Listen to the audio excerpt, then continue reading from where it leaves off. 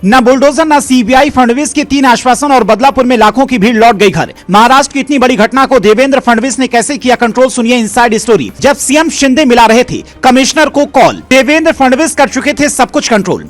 मुंबई से सिर्फ 50 किलोमीटर दूर ठाणे जिले के बदलापुर में बदले की भावना भड़क रही थी। लाखों लोग सड़क पर थे, कोई रेल रोक रहा था तो कोई गाड़ियों की आवाजाही ठप करने में लगा था। सबकी यही डिमांड थी कि आरोपी को हमारे सामने लाओ, हम सजा देंगे। जिले के डीएम, एसपी और बड़े बड़े अधिकारियों के होश उड़े थे। कोई कह रहा था बुलडोजर जरूरी है तो कोई कह रहा था भीड़ कंट्रोल करना मुश्किल है। यहाँ तक कि महाराष्ट्र के डीजीपी के ऑफिस में लगातार फोन बज रहे थे। तभी देवेंद्र फडणवीस की एंट्री होती है। डिप्टी सीएम के साथ साथ महाराष्ट्र के गृह मंत्री का पद संभाल रहे फडणवीस अपने खास अधिकारियों को बुलाते हैं, पूरे हालात को गौर से समझते हैं और उसके बाद 3 बड़े आश्वासन देते हैं।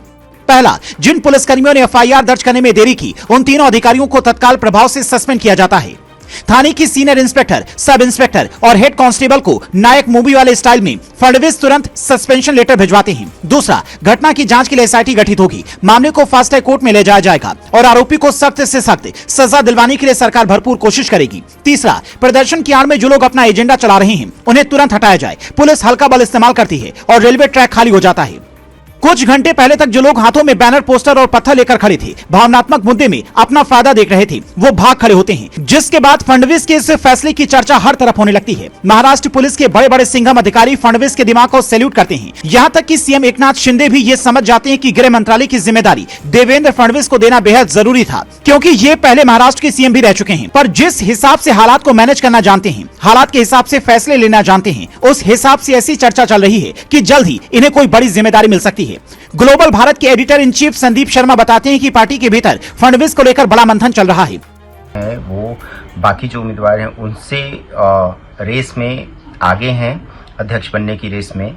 इसके बहुत सारे कारण हैं। आप अगर बात करते हैं कि बाकियों की तुलना में इनके पास संगठन और सरकार दोनों को चलाने का बहुत अच्छा अनुभव है। संगठन में चूंकि ये तो इनके आरएसएस से भी काफ़ी अच्छे संबंध बताए जाते हैं, आरएसएस से काफ़ी अच्छे रिश्ते हैं।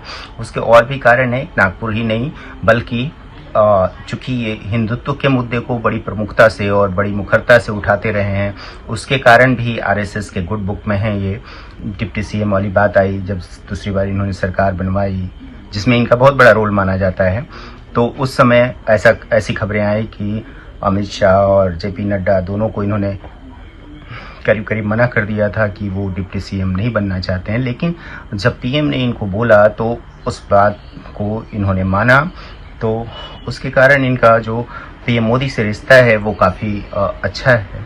तो इन सब चीज़ को अगर आप देखते हैं, जेपी में एक सेकंड लाइन तैयार करने की भी बात चल रही है, तो युवा भी हैं, तो एक युवाओं की एक बड़ी लाइन खड़ी करनी है, तो ताकि जो आगे कोई नेता बने तो उसको उस तरह का भी अनुभव हो।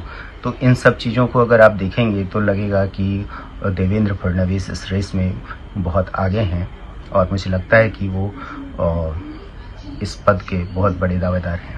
शायद यही वजह है कि महाराष्ट्र की राजनीति पर नजर रखने वाले कई पत्रकार इस बात को मानते हैं कि फडणवीस की जल्द ही दिल्ली में एंट्री हो सकती है।